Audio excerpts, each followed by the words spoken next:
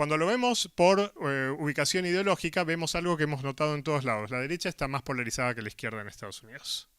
La distancia que ven los de la derecha entre Trump y Hillary es más grande que la distancia que se ve a la izquierda.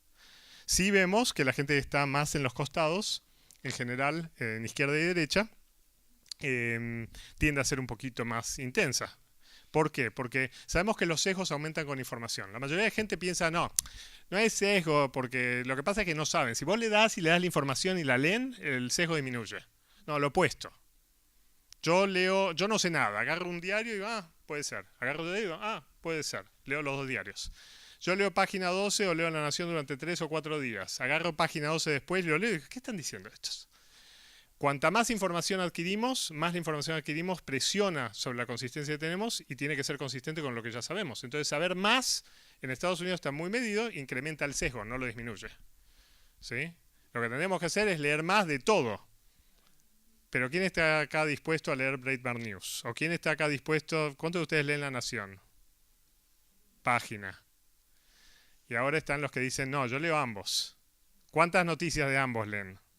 Porque los que leen ambos en general leen 10 de una y 1 de otra. No, yo soy reabierto. ¿Eh? Claro. Entonces, no, la gente dice, no, yo en mi muro pongo cualquier cosa. Sí, ¿en qué proporción? No, yo retuiteo de cualquiera. Sí, del otro retuiteaste una vez, de los nuestros retuiteaste 2 millones. Entonces, es cierto, pero las presunciones de que somos consistentes, en verdad, cuanta más información tenemos, más el sesgo se produce y más nos vamos para afuera. Entonces dijimos, bueno, veamos qué pasa si los exponemos a distinta intensidad. Entonces, en lugar de simplemente darle un tweet que era de Trump y de Hillary, que era positivo o negativo, dijimos, agarremos el mismo caso y hagamos algo más interesante. Tenemos millones de tweets y en esos tweets sabemos cómo los están retuiteando todos. Y sabemos cómo lo están leyendo. Y sabemos quién está expuesto y qué comunidades pertenece. Entonces, en lugar de tomar 3 tweets como teníamos en el anterior, tomamos 3 tweets que sabemos en qué lugar de la comunidad están, que sabemos quién los está retuiteando, cómo están circulando, son míos o son tuyos y qué es lo que está haciendo.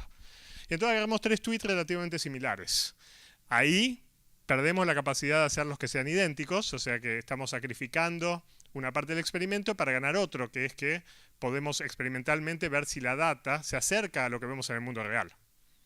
Entonces le dimos uno que tenía la noticia del despido de Sally Yates, que era el attorney, era el abogado, el fiscal federal de la nación en Estados Unidos, que la habían despedido porque se negó a aceptar el ban, ¿no? Que no pudieran entrar inmigrantes de 7 naciones que había impuesto Trump.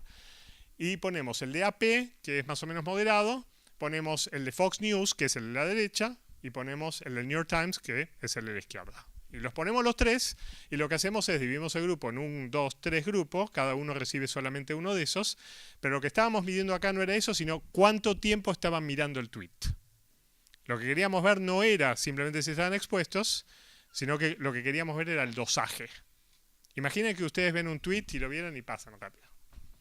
Eso, ¿los polariza o no? Ahora imaginen que ustedes ven un tweet y lo ven y se quedan mirando. ¿Los polariza o no? Hay una diferencia en cuánto estamos intersectando, cuánto estamos aceptando y pensando sobre la noticia. Entonces ahí cuando dividimos en 3 grupos y los exponemos, lo que tenemos es que en promedio todos con mayor exposición ven mayor distancia ideológica. Arriba es más distancia entre los candidatos, abajo es menos distancia entre los candidatos. En su conjunto, todos tomados de conjunto, la diferencia es estadísticamente muy fuerte y muy significante. Y después los dividimos para ver qué pasa cuando son republicanos, demócratas, independientes o cuando reciben uno u otro de los tweets. Y ahí vemos diferencias interesantes. Por ejemplo, pueden ver que los republicanos el efecto es más modesto. Pero el problema es que los republicanos estaban poniendo a Hillary Clinton todo el día como de ultraizquierda. Entonces cuando los exponemos a esto no la pueden empujar más. Eso se llama un problema de techo. Nosotros le habíamos dado una escala de 1 a 7 y era demasiado chiquita la escala porque ya muchos decían es 1. Es de ultraizquierda. Entonces cuando le damos el efecto, la mueven un poquito, pero ya tenemos un problema de muestra donde está el despeje contra el techo. Por eso el efecto se nota poco en los demócratas y republicanos y se nota mucho en los independientes. ¿Por qué? Porque los independientes al principio estaban más al medio y cuando los exponemos, ahí el cambio los empuja más y tiene espacio para crecer. Entonces ahí la polarización realmente toma. Ahí realmente pega como tenía que pegar. Entonces, acá hacemos eso que vos comentabas, digamos. Les damos uno, que era menos intenso, que era el de AP, le damos 2 que son más intensos y después le damos un dosaje para ver cuán expuestos están y una vez que lo hacen vemos cuán polarizados están. Entonces, todos los que estamos acá, en general, este es un público informado. Nos interesa la ciencia, estamos vinculados a la academia, estamos vinculados al mundo cultural, de todos los distintos espacios, pero estar metidos acá un domingo a las 6 de la tarde, tengo que asumir que la mayoría acá son medio nerds.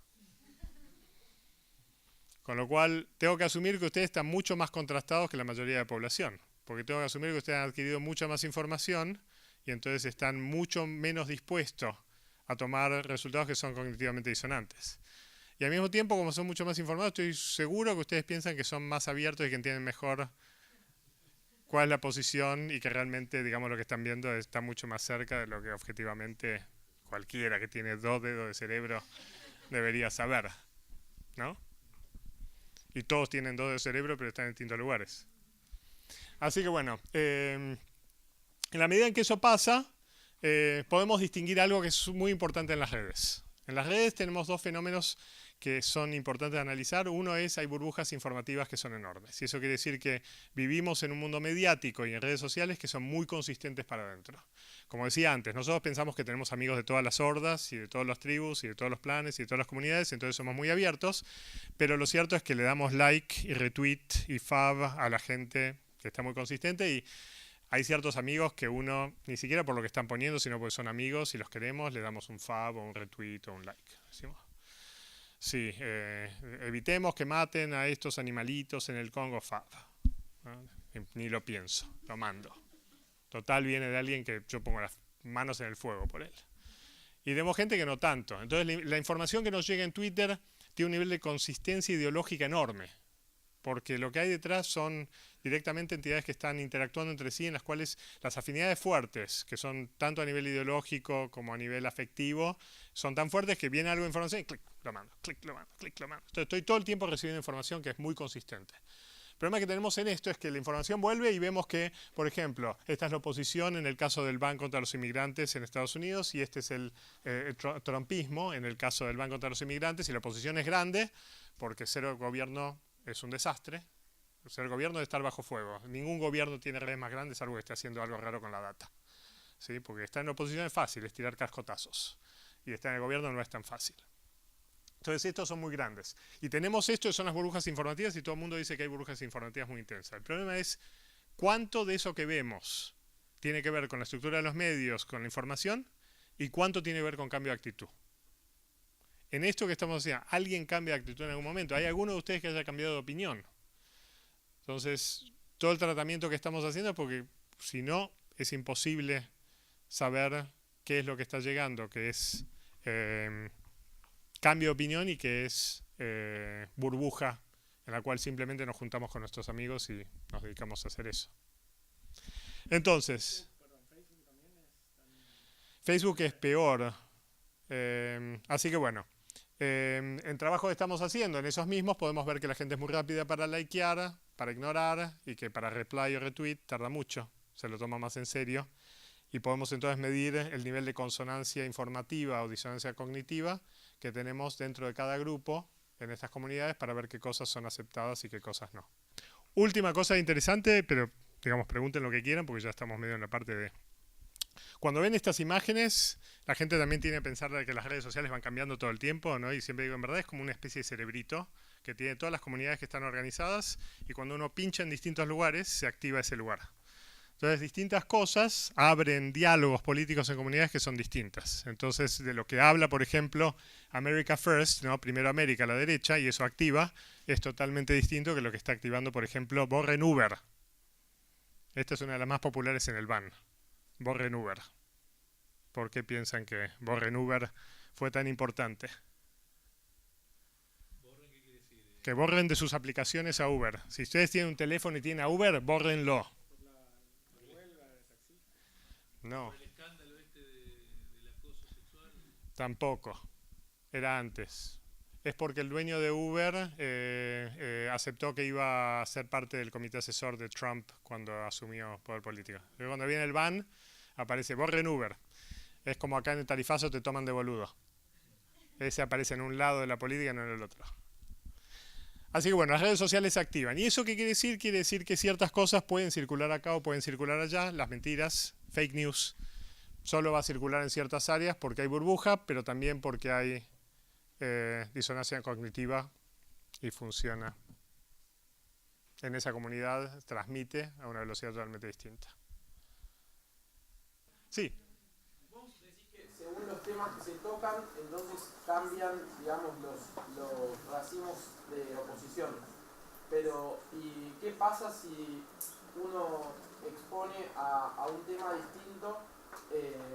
Después en los otros también hay un cambio, ¿y cómo es ese cambio, digamos? ¿Se entiende lo que digo? Por ejemplo, no sé, inmigración y apoyo al gobierno. Entonces, si yo muevo un eje, entonces eso va a hacer que la gente después se coloque en el otro eje de forma distinta. ¿Y cómo funciona eso?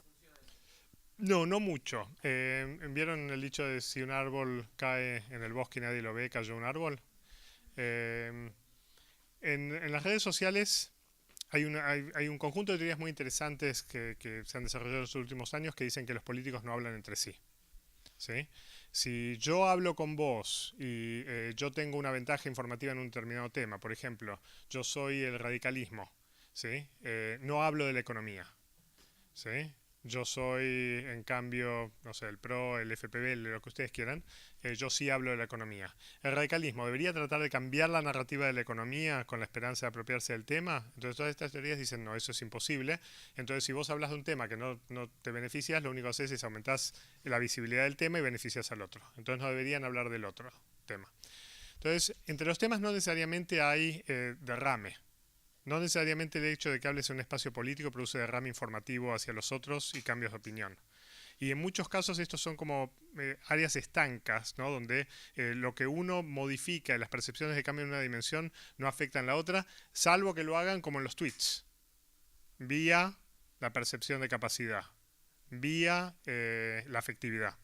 Yo decía, en el experimento que hicimos acá, una de las cosas más importantes que hicimos fue, le preguntamos a la gente después de ver el tweet qué tipo de emoción despertaba. Entonces la gente decía enojo o disgusto, asco, no disgusto, asco, alegría. Y la comunidad informativa tenía distintos estados de ánimo y cuando vos agregabas ese estado de ánimo aumentaba mucho la velocidad en la cual estaban retuiteando, ¿no? Entonces esas cosas producen mucho derrame informativo que cambia las posiciones que yo percibo. Pero el hecho de cambiar en una dimensión ideológica una posición, salvo que vaya vía afectividad o capacidad, tiene muy poco derrame informativo en las otras dimensiones. No sé si eso se entiende. Por ejemplo, cuando yo hablo del ban en Trump, el efecto que eso tiene en la percepción de la posición ideológica es muy pequeño. Veo más cambios en una dimensión que en la otra y no están muy asociados. Bueno,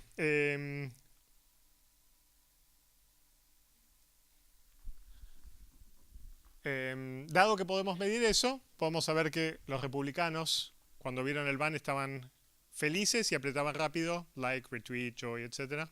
Y que en cambio los demócratas estaban enojadísimos y reply y retweet solamente en función de ese enojo. Y el número de veces que estaban enojados o tristes y la velocidad con la cual reaccionaban era distinto.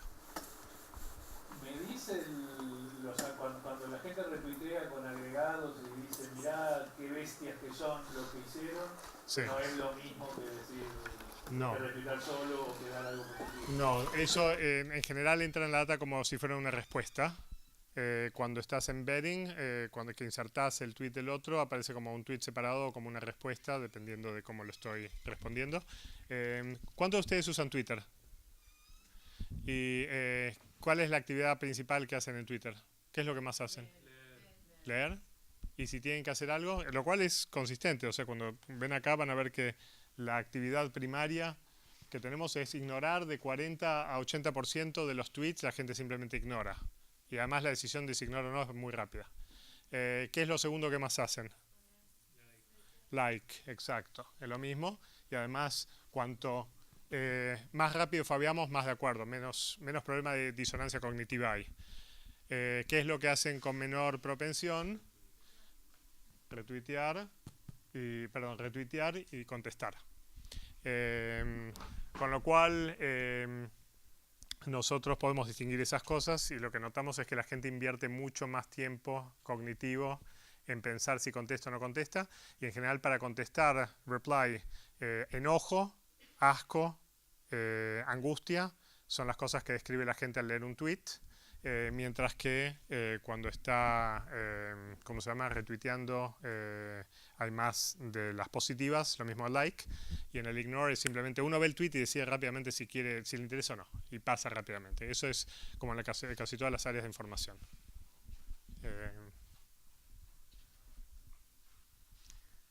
¿Qué más hacen en Twitter que no?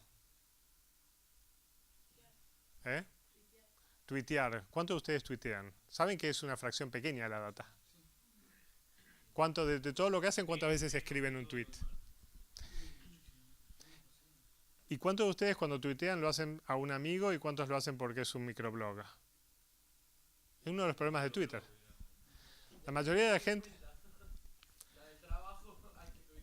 Bueno, en Nisman, cuando estaba analizando la data de Nisman, podía ver los dos mundos. La gente que estaba tratando de mover una idea y la gente que estaba comunicándose con los amigos sobre el caso.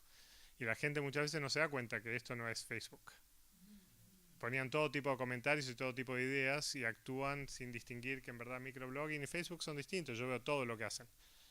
En la data que yo tengo, sé si escribieron desde un iPhone o desde un Android o desde la computadora. Sé todo tipo de vínculos que ustedes tienen, sé a quién les responden, sé con quiénes conectan.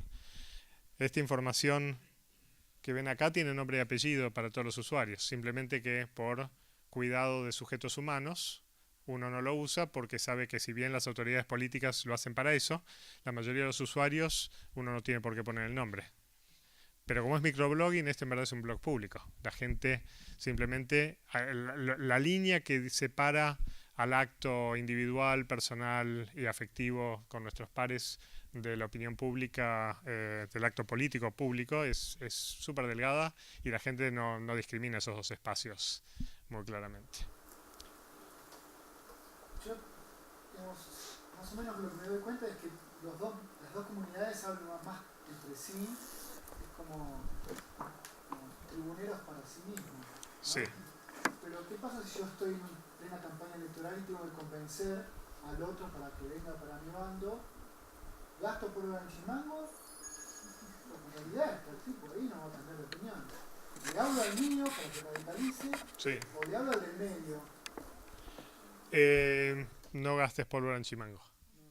En verdad, mucha gente no cambia de opinión. Lo que sí cambia esto es la intensidad. Yo puedo ganar una elección porque cambia la opinión de la gente o porque la gente que piensa de un determinado modo realmente se activa y se moviliza y energiza. Y lo que hace Twitter es eso otro.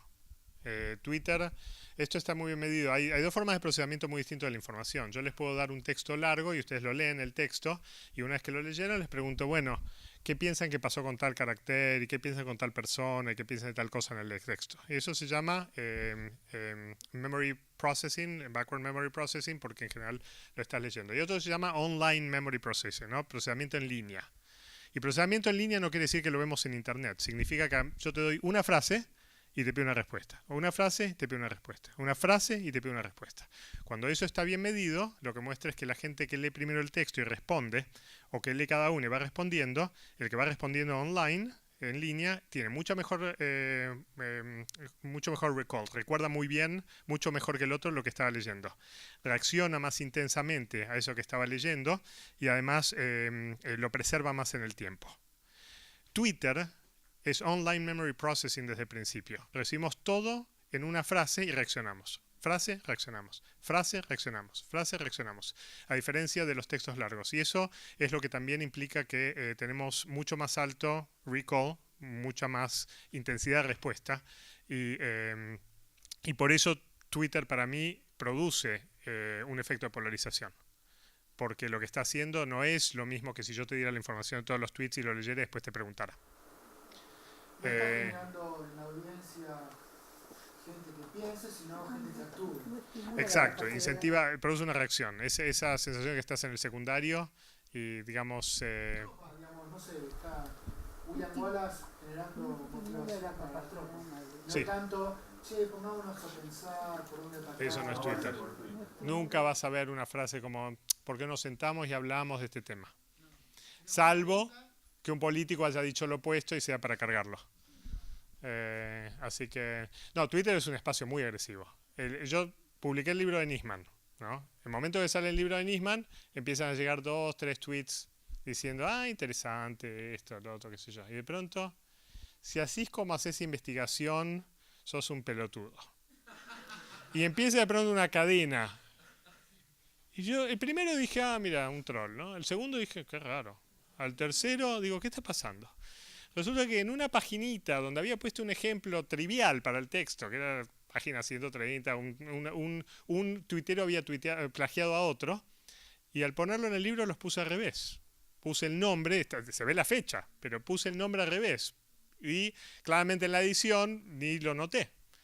Entonces el grupo del tuitero que había sido plagiado y que yo dije que él había plagiado al otro, estaba furioso y me entran a bardear. Pa, pa, pa. Entonces cuando salió el libro yo debo haber tenido, qué sé yo, 500 tweets. 100 eran, che, qué lindo, me pasás esto, me pasás lo otro, me gustaría hacer tal código, qué sé yo. 350 eran pelotudo, hijo de puta, ¿qué te pasa? Traidor, ¿qué estás leyendo? Insultos pirulentos. Entonces, claro, es un espacio peligroso. Ahora, interesantemente, estoy bastante seguro que todos esos tuvieron menos impacto informativo que los otros 100. ¿Por qué? Porque todos esos estuvieron estrictamente en esa comunidad. O sea que tienen que entrar buscando el libro para que les aparezcan eso a la mayoría de los otros, mientras que a casi toda la otra gente no les apareció en el muro. Que tiene que ver con cómo la información propaga en Twitter. Así que... ¿Hay temas que atraviesan? sí, hay un lindo trabajo que muestra que las dimensiones políticas no necesariamente coinciden con dimensiones en las cuales hablamos de arte o de deportes, y que la polarización intensa que ven en esas figuras que yo les estaba mostrando, si en verdad tomo todas las mismas redes y analizo los diálogos sobre Boca River o sobre el Super Bowl o sobre Hollywood, el nivel de intensidad, o sea, corta transversalmente. Así que la política, hay dimensiones que se llama ortogonal, que conectan, digamos, a todos los usuarios en una dimensión distinta, en las cuales hay diálogo. Pero si yo tomo esas comunidades y analizo cuántos cruzaron de bando, en esa data que estaba mostrando y en la tarifazo que hacemos con Natalia Aruguete, cerca del 90% son diálogos intracomunidad en ambas comunidades o más. Y es un pequeño porcentaje el que cruza a otras comunidades y mucho más pequeño aún el que cruza a la comunidad opositora, o sea, opositora a donde yo estoy. Así que los diálogos ocupan una fracción pequeña de todo. De hecho, como tenemos esto del New York Times, sabemos que la posibilidad de retuitear artículos del otro grupo, o sea, si yo soy republicano, retuitear al New York Times era 15%. En nuestra data es menos del 5%. Esa caída refleja la burbuja. Es la diferencia entre si yo lo recibo, lo retuiteo y no estoy de acuerdo o no. Por ejemplo, no sé, Riquelme es masista, qué sé yo, pero ¿conviene que una figura así del deporte que podría llegar a cruzar dos mundos, traerlo para mi lado, para atraccionar de... Sí, la política... no sé, convocar a Riquelme o convocar a Stolbizer. No hay duda. Los políticos ahora están invirtiendo, ya no ponen bots, trolls, todas esas cosas. Es pólvora en chimango. Es invertir en la gente equivocada. ¿Querés realmente tener gente que te ve? Busca influenciadores. Usuarios que ya tienen muchos seguidores, que están en un área de la red distinta al que estás vos, y habla con él de la forma que te parezca, hacer una oferta que no puede rehusar. Para que hable de vos. No necesariamente positivo, no importa si es positivo o negativo, que hable de vos. Y los políticos ahora en este momento están migrando de las primeras estrategias comunicacionales, que era comprar seguidores, bots y poner cosas así agresivas, a darse cuenta que la red tiene una estructura muy estable y que vos no podés simplemente crear algo artificial y meterlo y que la gente conecte, retuitee, etcétera. Con lo cual gente que ya está integrada en la red tiene realmente un impacto totalmente distinto que los artificios de inteligencia que uno puede crear. Y para imponer agenda, sí. ¿Vieron? Sí, No, o sea, eso estamos discutiendo en muchos de esos trabajos. Hay un viejo modelo de seteo de agenda, de quién define la agenda, que en general estaba del lado de los medios, como La Nación, Clarín, Página, etcétera. Y ahora mucho de este poder de agenda ha sido devuelto a las comunidades. En la medida en que las comunidades pueden decir qué les gusta, qué no les gusta, votar en eso y transmitir información, lo que la comunidad acepta se propaga y lo que no acepta no. Imponer agenda, que antes la analizábamos a partir de pensar cómo los medios introducían información y los votantes o usuarios la circulaban, ahora se enfrenta con el hecho de que vos podés poner una noticia, pero para que se propague, los votantes tienen que aceptarlo porque si no, no se expanden las redes. Y eso ha hecho que el poder de agenda cambie y lo que estamos trabajando es lo que se llama fusión de agenda, en que medida las comunidades producen una agenda propia que combina distintas fuentes. Y si ustedes piensan en ustedes mismos, ustedes dicen, bueno, yo linkeo cosas de La Nación, pero también linkean muchas cosas. Entonces ustedes mismos producen una agenda propia que combina muchos distintos medios. Y en ese sentido, ustedes tienen cierto control sobre la agenda. Lo que pasa es que ustedes están muy sesgados, todos ustedes.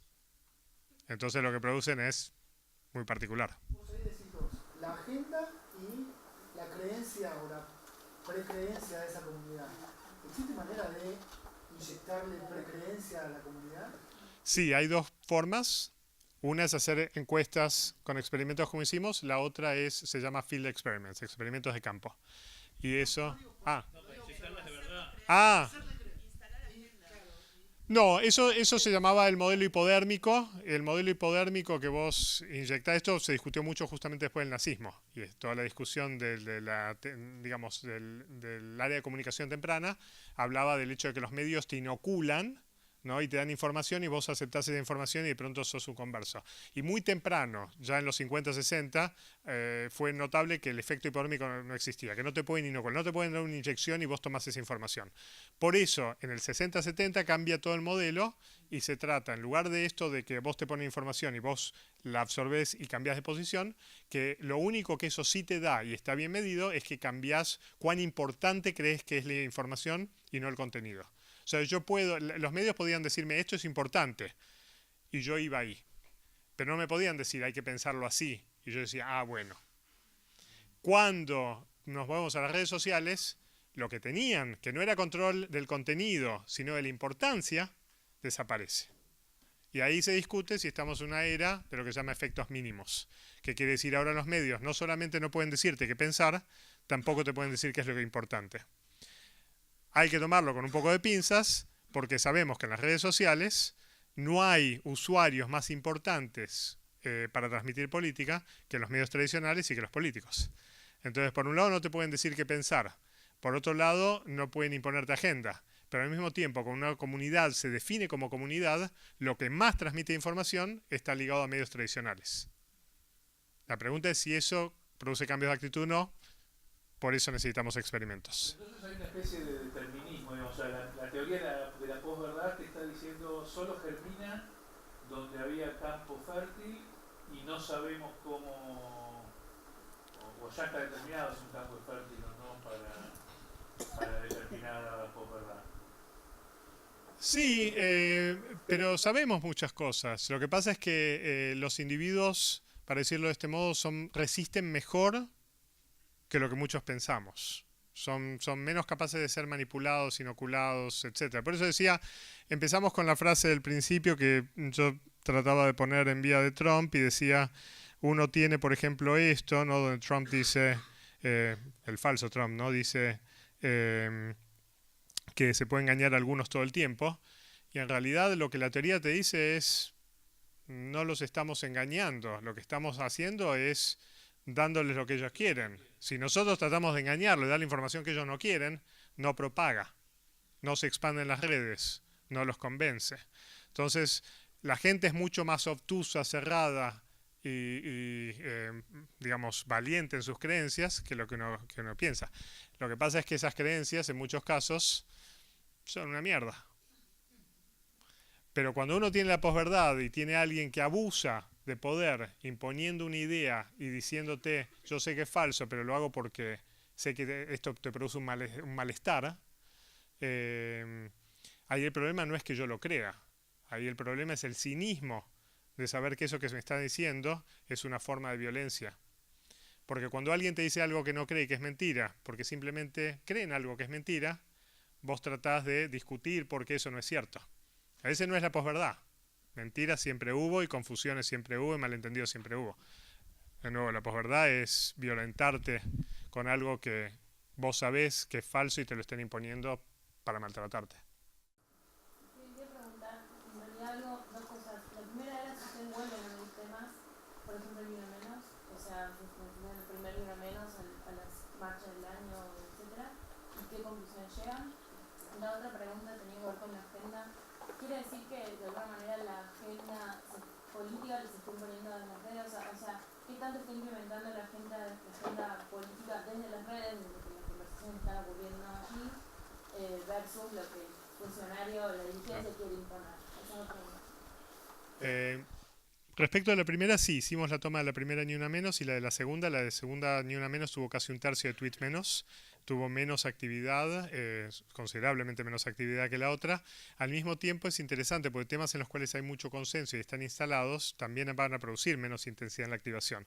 Entonces no necesariamente eso es negativo, o sea, Ni Una Menos en este momento tiene un nivel de consenso social, mediático, etcétera, que hace 2 o 3 años, cuando esto está empezando, no está. Entonces hay que tomar con pinzas que la actividad sea menor y de hecho ahora estamos analizando 2x1 y en el caso de 2x1 uno sabe que por ejemplo los grupos políticos son un poco más intensos y que la grieta es un poco menor y que hay mucha más periferia. Entonces eso da cuenta de cosas que son similares, ¿no? Y que hay que tomarlas con pinza.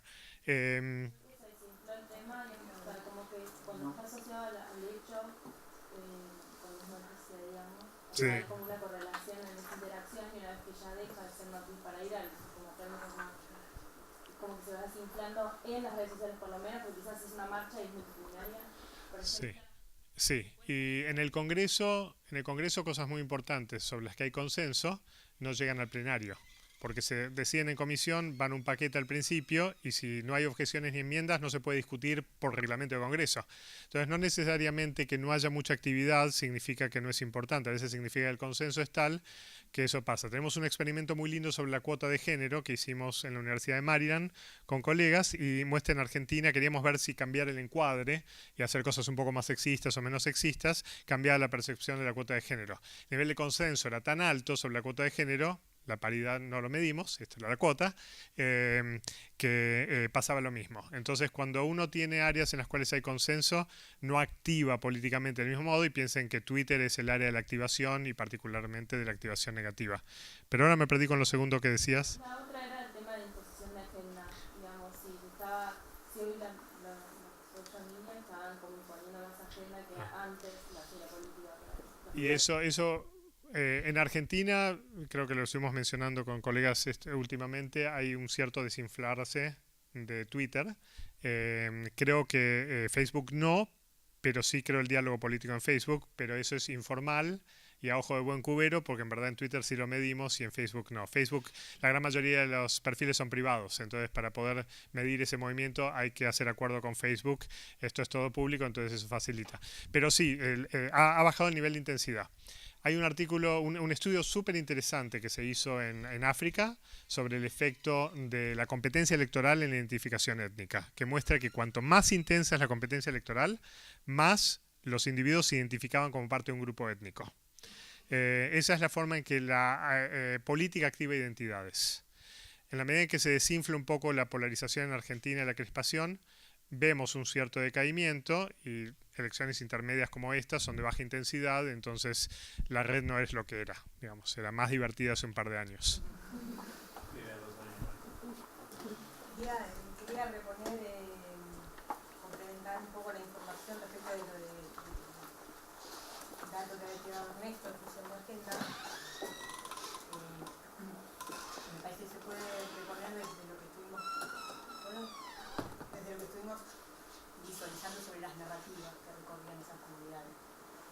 Y en el caso del Tarifazo, cuento inicialmente cómo buscamos las narrativas. O sea, inicialmente tomamos los términos claves, las palabras claves de lo que había circulado en todo ese proceso, en el mismo plazo que recogimos en las redes, hicimos 3 cortes por día de lo que había circulado en las fuentes de 7 diarios. Entonces tomamos artesanalmente los términos que nos resonaban de esos diarios y luego los probamos en las redes. Lo que veíamos es que cuando se armaban las narrativas en las distintas comunidades había coherencia con lo que habíamos recogido de los medios. Entonces, como que la sensación que nos sugiera que la construcción de esa agenda, no ya imposición, pero sí una construcción de agenda, era una construcción de agenda común al interior de las redes con una participación de aquellos medios con los que uno tenía una consonancia cognitiva. Por eso la idea de agenda mailing o difusión de agenda y no ya de fijación de agenda. Eso no significa decir que ya los medios no hacen nada ahí. O sea, los medios eran autoridades, pero eran autoridades los medios que estaban, que eran coherentes con la misma ideología que aquellos usuarios que participaban en esa comunidad, en una comunidad muy jerárquica. Y que en general en la oposición, tanto en Tarifazo y sobre todo en Ni Una Menos, la densidad de esa narrativa era mayor. ¿No? O sea, en Tarifazo era mucho más densa la narrativa de la comunidad de la oposición, y en 2x1 la narrativa de la oposición era muy densa, era muy clara, era de muy clara identificación de la estructura estancial de la culpabilización del otro y de la responsabilidad del otro por el 2x1, y en cambio la comunidad de gobierno, esa narrativa era muy difusa y hablaba de otras cosas.